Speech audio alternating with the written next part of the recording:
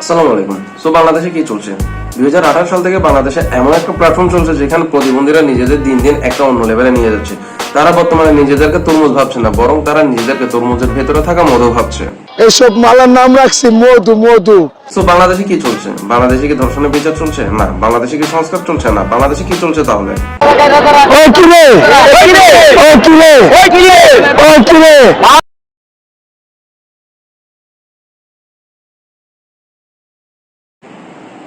ভাবছিলাম ভাই সত্যি কিছু হবে, ভাবছিলাম ভাই বাসনা সত্যিই ক্রাশ হইব, কিন্তু তোর চেহারা দেখা তোর মুখে কুত্তার মুখ, সরি কুত্তার মুখ।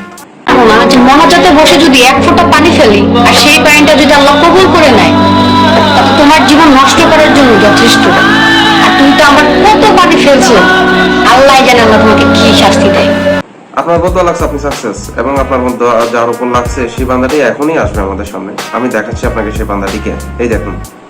ভালোবেসে নষ্ট জীবন তোর কখন হয় না, যতই থাকো দূরে তোমায় আসতে হবে ফিরে। এমন বদলা জীবনে যেন কারো না লাগে। পাল্লাটা নজর দিলে হয়ে যাবি ধ্বংস।